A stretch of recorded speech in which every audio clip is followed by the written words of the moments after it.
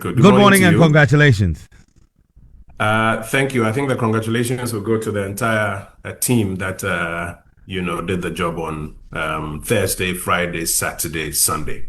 Fantastic. Well, it's good you shared with them because if it didn't go well, too, we'll be blaming the director first. I know, right? But it was a good day. It was good. It was good. Well, happy to have you join us this morning. And I think it was a historic meeting of NPP delegates. Would you agree? It was because the last time we had conference for the purposes of hopefully amending the constitution, we were not successful at it. That was in Kumasi, where we hoped, among other things, to amend our constitution. We were not able to get it through. And then also now that we had lost the 2024 elections, there were those who were worried that it could degenerate into, something else. But thankfully, we were able to handle all logistics pretty well under the Joe Wise. Well, so Joe Wise, Joseph Osei, who's the former Deputy Speaker of Parliament, is chairman of the entire conference planning and management committee. Right. So those in charge of logistics, transportation, security, accommodation, everything, they were all able to do their part. Then the Constitution Amendment Committee was also able to do over 3 months of work to prepare these 57 motions for the floor of conference, out of which 55 passed and 2 failed. And then also the communication and events team were also able to steer a seamless event to the end. And I think that in the end, it all came out well. That's fantastic stuff. Let's jump into some of the key amendments. In fact, let's get the 2 that didn't pass and try and get a sense of what the justifications were for those. I think one of them being the, motion 54, Yes. redefining youth, was rejected. What was what did the motion seek to achieve? So motion 54, okay, so let me go back. Parts of these amendments were aimed at bringing the constitution of the party in line with national and international, may I say, benchmarks. Okay. One of those benchmarks of who is youth. And motion 54 sought to bring the party's definition of youth, which is currently at 40 years, down to the international benchmark of 35. So looking at what the WHO says, UNICEF says, the African Union Charter says, even the Ghana National Youth Authority Act 2016 says, all of them, give that 35 benchmark. And what we're hoping to do was to bring it down to that. But the party in its wisdom at conference said no.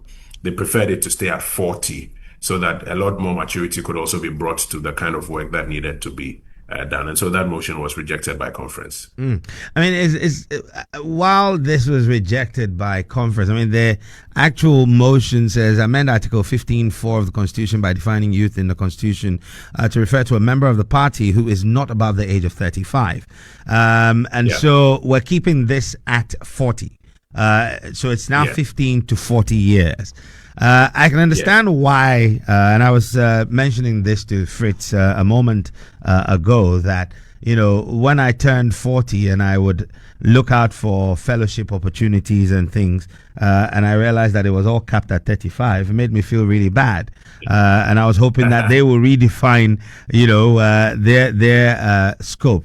But how does this, idea of trying to create a space for more maturity figure in line with the international benchmarks that you were seeking to work with? And why does the party feel that keeping the status quo would be the best way to keep going?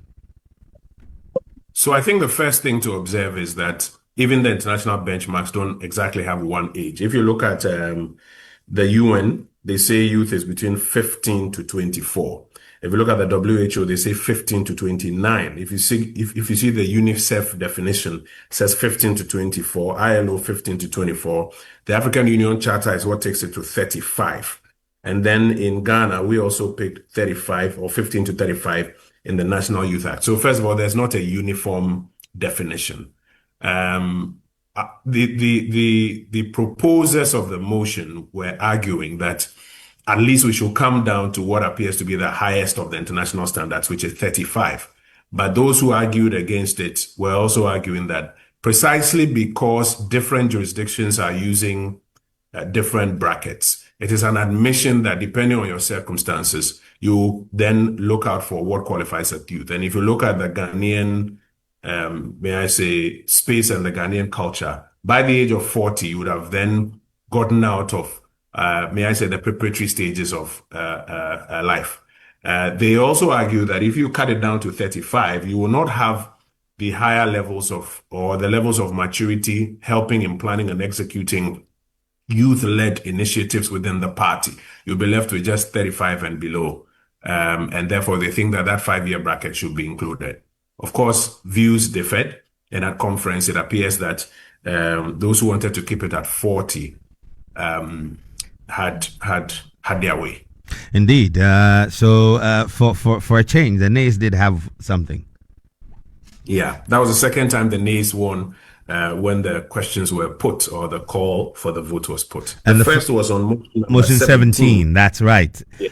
And I find it quite interesting, for the purposes of our audience, the motion was looking at the amendment of Article 730 of the NPP Constitution to provide that the Regional Executive Committee shall appoint persons other than polling station, electoral area, and constituency officers to supervise polling station and electoral area elections.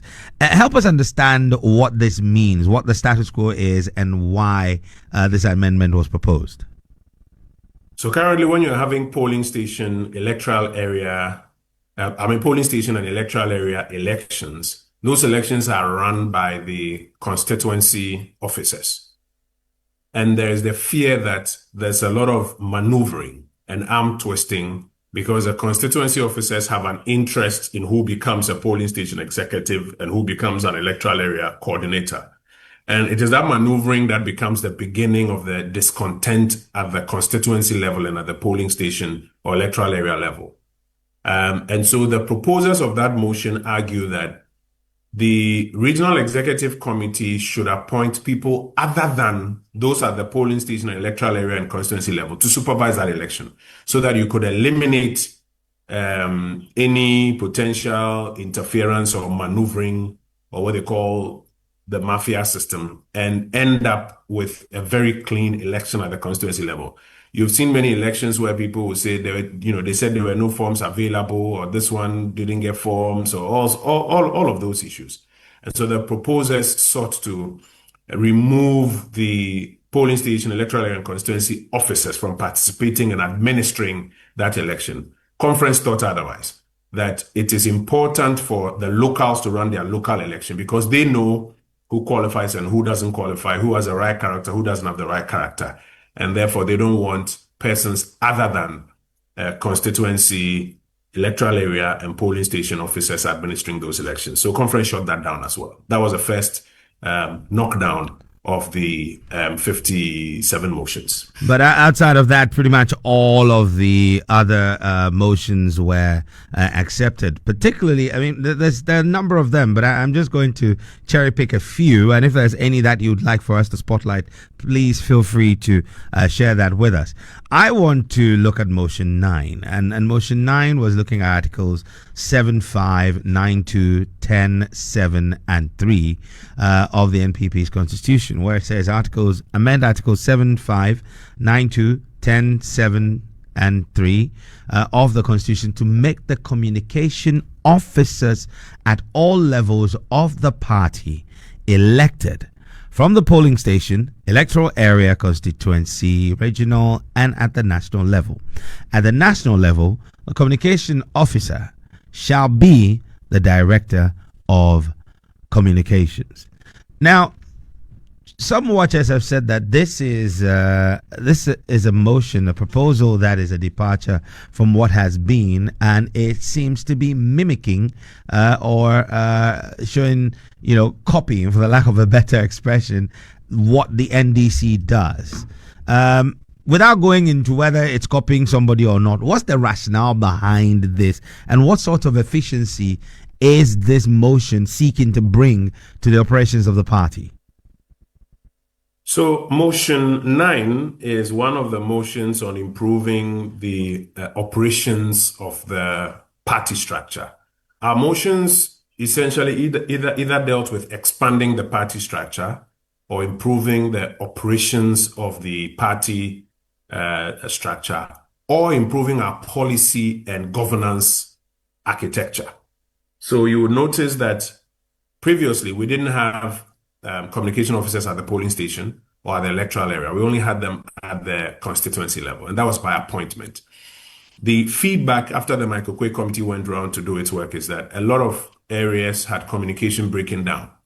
You need to get communication down to the polling station level so that whatever view is at the very top gets down to every polling station. And so first of all, you need to have a communications officer at every polling station. Secondly, that officer should be elected. That's what you find in motion 9. That officer should be elected so that that officer is accountable to the people who have voted for him, not necessarily owing obeisance to some constituency executive team that put him there. Because where you have appointments, because a lot of our primaries are tied to the delegate system at the constituency level, there are many times when it is believed appointments are made of persons who may not necessarily be competent for the task, but may be loyal to the appointing authority enough to vote for that appointing authority at the next election.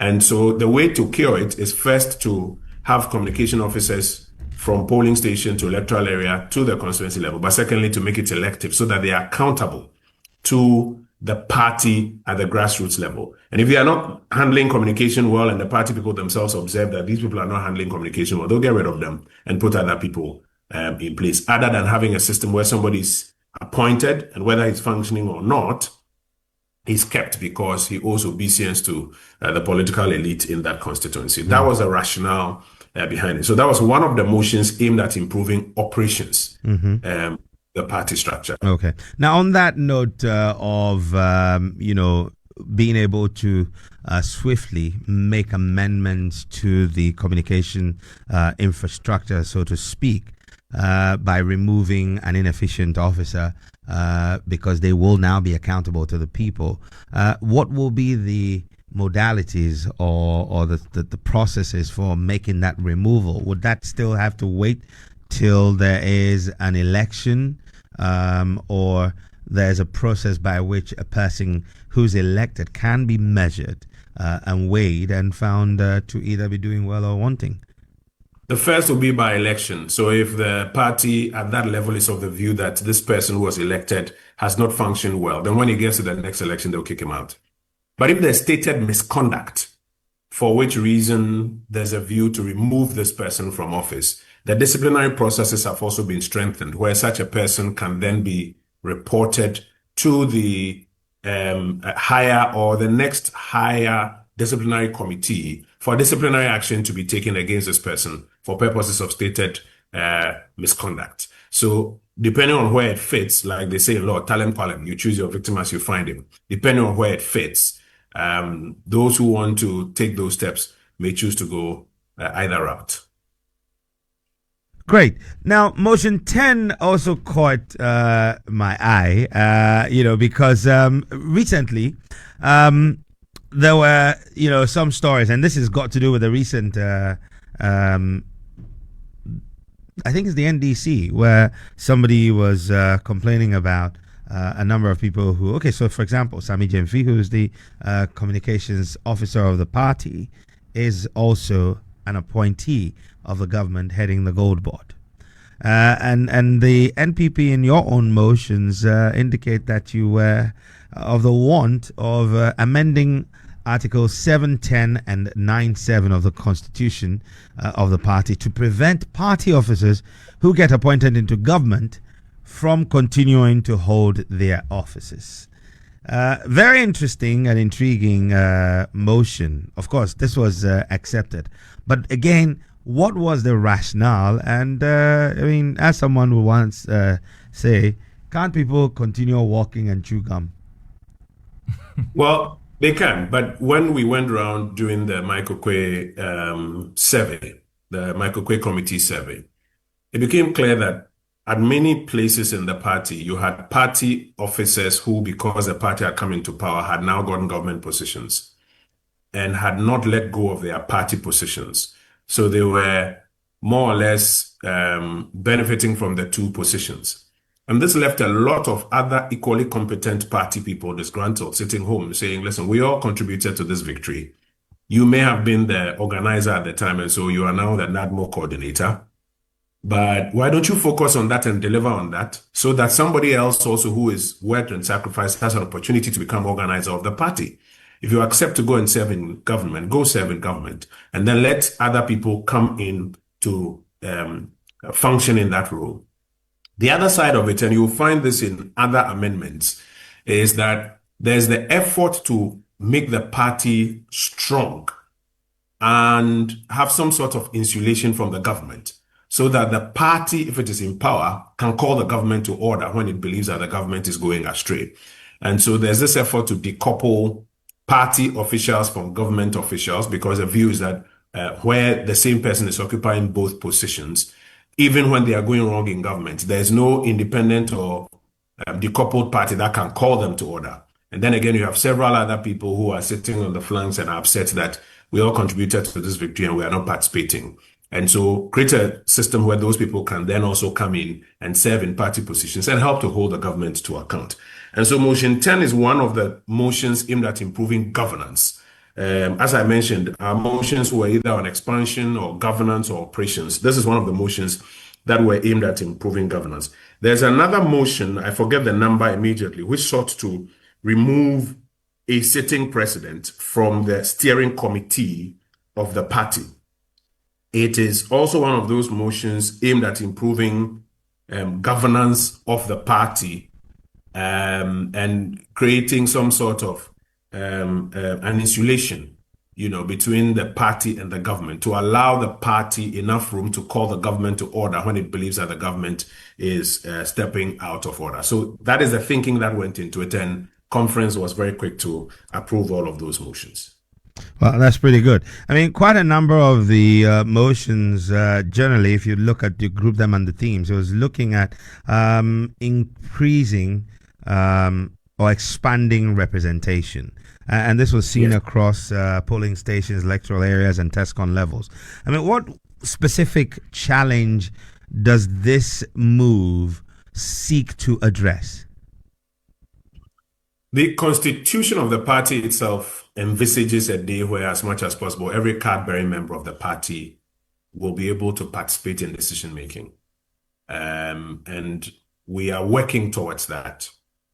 In fact, in the recommendations of our committee, we say that that should happen by 2028. So the committee is recommending that all the processes towards that by 2028 should start now. But in the interim, it is important to expand the Electoral College and to deepen democracy so that more people can participate in decision-making and can have their voices heard and therefore can own the decisions that we make as a party. And that is why you see that we're expanding the base of the party by about 40% by these additions, about 2 more at the polling station level, 4 more at the electoral area level, about 4 more at the constituency and the regional levels, and a bit more expansion at the national levels. The total effect is that you have an expansion of about 40%, within the Electoral College, aimed at making the party deepen democracy, have more voices participate in decision-making, and in so doing, get closer to the one man, one vote, or what we call OMOV, which we eventually hope to get to by 2028. Okay. You were referring to Article 39, Motion 39, which was looking to amend Article 1010 of the Constitution to remove the president from the composition of the National Steering Committee of the National Executive Committee. That is so. Yeah. That is so.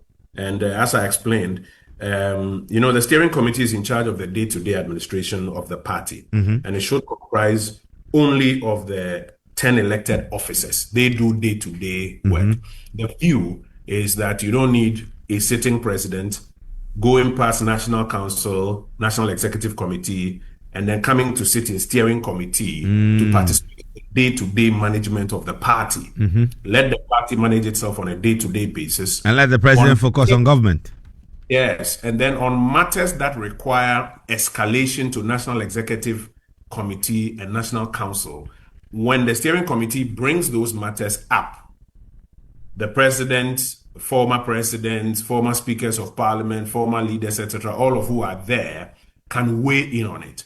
But if the party wants to take a decision on which airline to fly somebody to a conference in Germany, or what color of paint to paint the national headquarters, or where delegates should sleep or something, it ought not be something that a sitting president comes down to participate in. Okay. The other view also is that when you have a sitting president coming down to sit in a steering committee, when the steering committee is beginning to formulate views about something in governance that the party is unhappy about and is preparing for it, he's sitting right there in the meeting.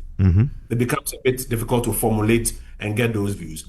Give them space to formulate and get those views, and then come to council or NEC to table that memo, and then let other persons weigh in on it. So that was the thinking that went into motion number 39, which was unanimously, well, I wouldn't say unanimously because you always hear some no's, but adopted by the majority of members of conference. Great. Now, the expanded electoral college, please explain to us what that means. I know that the superdelegates thing was very clear, that in the event that now you have more than 5 people expressing interest in running to be flag bearer of the party, you're not going to have that, the superdelegates, as sometimes it was called, that you have a one election for however many there are. Help us understand that and the expanded electoral college, and when that is likely to be implemented, if it would be before or after the 31st of January 2026. So motion 57, which was the transitional motion, sought to answer the question when. It takes effect immediately, except for colleges whose term of office has not ended. So if there's a particular electoral college whose term of office has not ended, there will not be a new election until 31st because the mandate of that committee will not have ended, or that college will not have ended. But for other categories that don't require an election, let's say former members of parliament, former DCs, etc., it all takes effect immediately once conference came to a close yesterday. So the expansion is aimed at, like I mentioned, giving a lot more people a voice. You didn't have former MPs, former ministers who are card-bearing members, former DCs participating. Even former constituency and regional executives were not participating in the electoral colleges. Once you were out, you were out. And all of these are party people who have been, in the throes of things. They have a lot of experience, and they were all feeling excluded. So the view is to expand and to allow all of them to participate now in the decision making. So that's the thinking behind the electoral college. In that same light, the view is that this thinking that came up, I think, in 2009, that there should be a super delegates conference to cut down numbers to about, not more than 5 or so, ought to be done away with.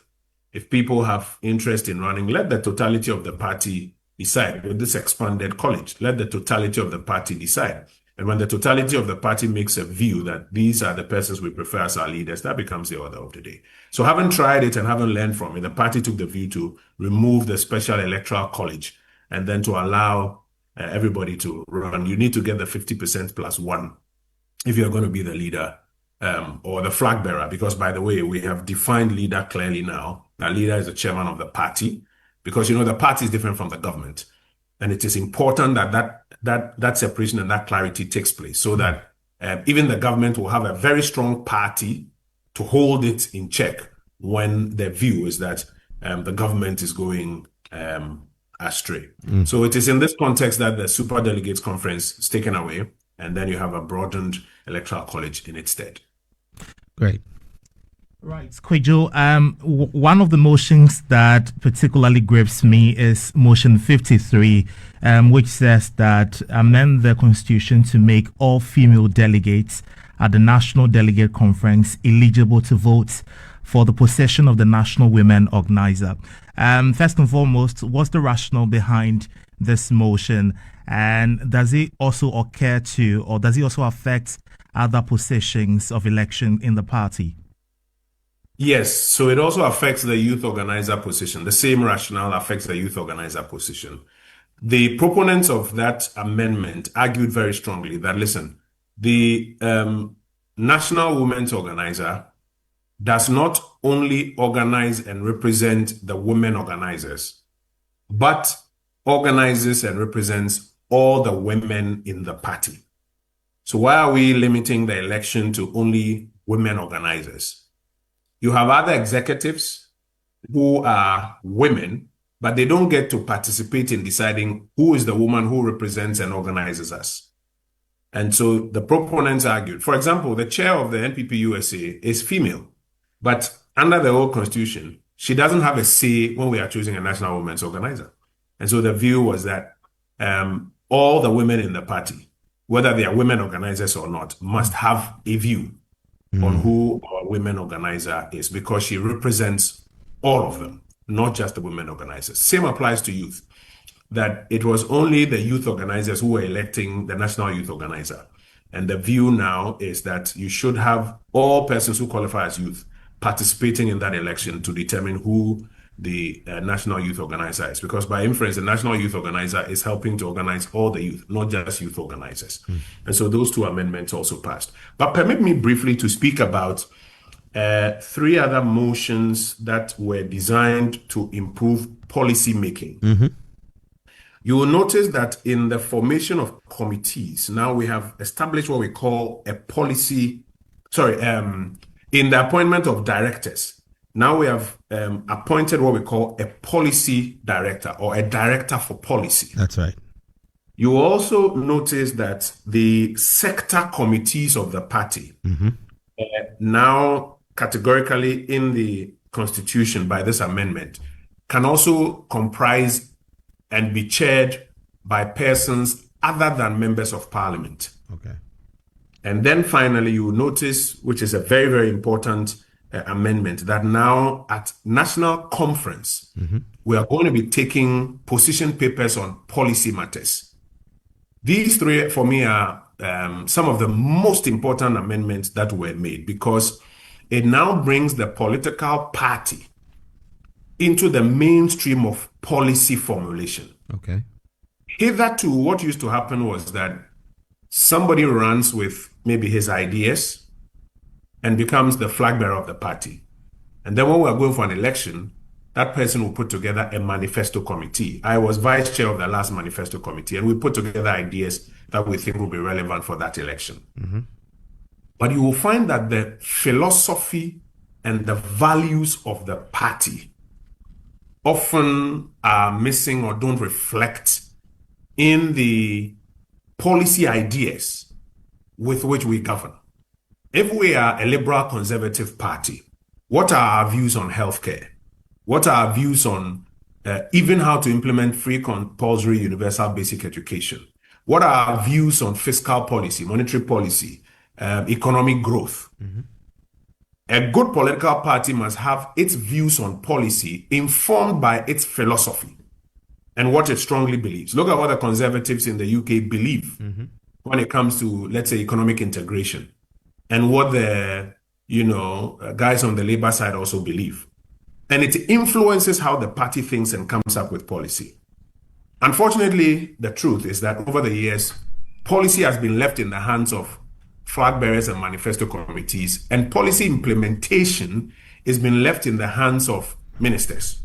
We are changing that, or we have changed that. So now there's a policy directorate that we are setting up in the party, whether we're in power or in opposition, that in consonance with our values, we should consistently be thinking policy and coming up with what our values drive us to say this should be the way to tackle this problem.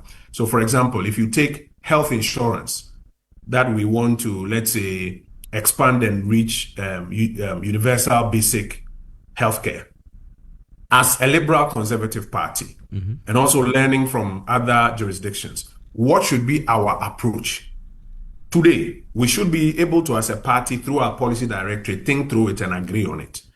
through our sector committees that are working under the directorate, using members of parliament on our health committee and other party experts who share our philosophy, we should be able to agree on it today.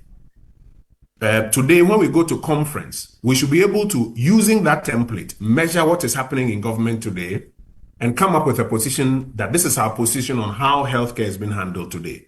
It shouldn't be the parochial view of Kojo Oppong Nkrumah or the chairman of the health committee. It should be the totality of the view of the party based on its philosophy. Then tomorrow, if you, Nhyira, become flag bearer and you are now in the Jubilee House and you've appointed, Nanaya as health minister, the implementation or what we are going to do should not deviate from what the party believes is our position. Then all of us can stand behind you and defend what you are doing. And as you are doing it, every year, party should be able to give a view on it. If you are going astray, party needs to be able to, at conference, say that this is our government, but we ourselves are not happy with how you are handling health. And we think that you are deviating from the party's philosophical position on health.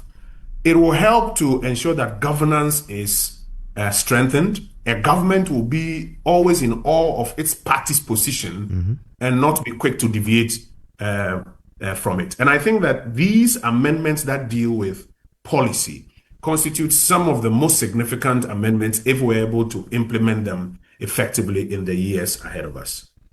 Right.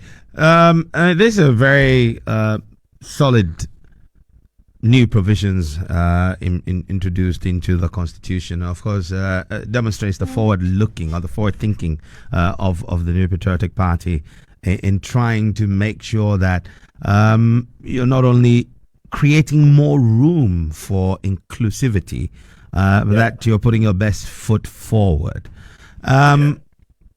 Now, there another new provision which is still requesting for an Article 10, an addition to Article 10. Now, it's talking about the inserting a new provision to modify the composition of the... Okay, so this is the sector committees one that we just talked about. Motion 30, that seeks to amend Article 10.3. And that is the one that I just mentioned. That's the new four standing committees shall be the Electoral Affairs Committee, Communications Committee, Political Strategy and Policy Committee. That's right. And Security and Intelligence Committee. No, but so motion 27, I think, sort of builds up to motion 30 because it talks about the insertion of a new provision to modify the composition of the sector committees under the National Executive Committee to include both members of Parliament and non-members of Parliament as well as their functions. There was one that caught my eye, and I think I must have scrolled past it, but it talked about one of the it was a committee, National Council of Elders, patrons, 30 patrons. Can't remember which one it is. So it was talking about the making up of the including patrons in there. What was the thinking behind that? I think that would be the National Council of Elders. Currently, they have about 15 members on council. They are about 30 in all. And the view was to allow all of them to be on the National Council so that they can also, it was aimed at giving. So currently, there are 30 members, but only 15 of them participate in the Electoral College. And the view is that if we are eventually going to move to one man, one vote, let's allow all 30 of them to participate in the Electoral College. So that was the view. Okay. So this is motion 50. That's what I was referring to. To be part of the presidential primaries. Okay, fantastic. Now let's get into the event itself. Director of events. You and your team did a pretty good job. And how are you able to execute this? First, I think I should pay tribute to the entire conference planning and executing body led by the Honorable Joe Seusu, former Deputy Speaker of Parliament and former Member of Parliament for Bekwai, very experienced former legislator and former Deputy Speaker, and the chairpersons of the various subcommittees, transportation, nutrition, security, logistics, finance. Finance did a very, very good job to mobilize all the resources that was required. Each of these groups, under the leadership of their chairpersons, also did a yeoman's job, getting accommodation for about 7,000 persons coming together from all over the country. Mattresses, bedspreads, pillows, where to sleep, water, food was not a joke. Security, ensuring that we were able to, get all the parts of the Lagos Sports Stadium well demarcated and manned and secured, working in collaboration with the Ghana Police Service, I think was also well handled. For those of us on communication and event production, Richard Ehangba was our chair. He's the director of communications of the party. He was our chair. We had a number of subcommittees, and I think that our colleagues also did very, very, very well. Richard himself was working with the production house that handled the audiovisual production that came out for all media houses and for all Ghanaians to watch. And I don't know if I have the permission of the production houses to mention them, because some of them, don't like to make too much noise. But I think I have permission to say Asaase, Productions handled our audiovisual production. And Richard Ehangba and team were fully on top of that. Wilberforce Asari and team assisted him to ensure that every single shot that you saw, was well produced for the benefit of the millions at home.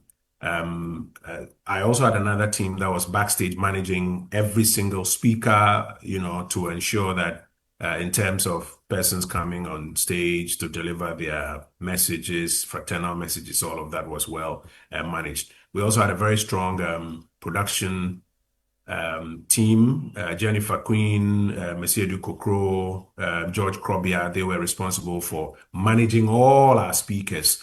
And they also did a great job. And then we had our other teams that were also managing the media as well. So this was total team effort.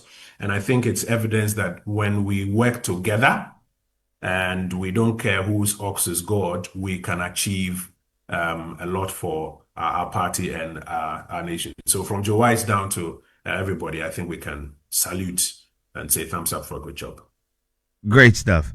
Now, there's, I know you mentioned that motion 57 was more the transitioning. Now, the provisions for transition. Now, what does that provide for in the expansion of, or the selection of the polling station, the expansion of the polling station executives? Will that happen before the 31st?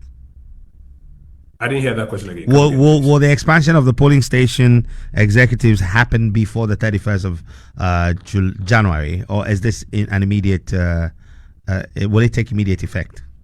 No. So currently, the mandate of the polling station executives, and I think the electoral area coordinator, will not have expired by that time, and so they are preserved. They will not go for election until that time because they still have an outstanding mandate. It is when they are due for election that these amendments will kick in. Okay. So for the 31st of January, those whose offices still have mandate will not have a new election for them, and the status quo will remain. Fantastic. Well, Kojo Oppong Nkrumah, we're grateful that you spoke to us this morning, and help us understand the motions, the reasons behind them. And again, congratulations to the new Patriotic Party for a very well organized and forward-looking National Delegates Conference.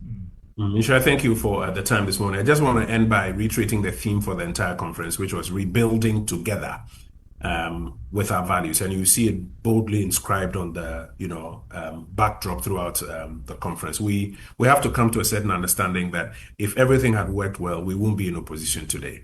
And so we have to be sober and to reflect and to see how to work together to improve the places where we got some things wrong and build on those towards building a stronger party, towards improving our operations as a party, towards expanding as much as possible our base, and towards improving policy And all of these feed back into the Microcue report as the reasons for which we are where we are today. And it is improving on these that we can, in the words of the former vice president who spoke, show ourselves back to the people of Ghana that we have learned some good lessons. The things we did that were right, we want to do them better. The things that didn't go right, we want to improve upon them.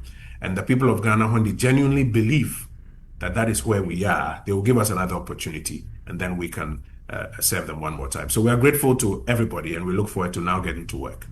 Great.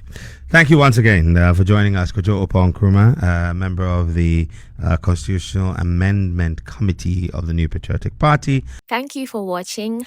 Like, comment, share, and subscribe.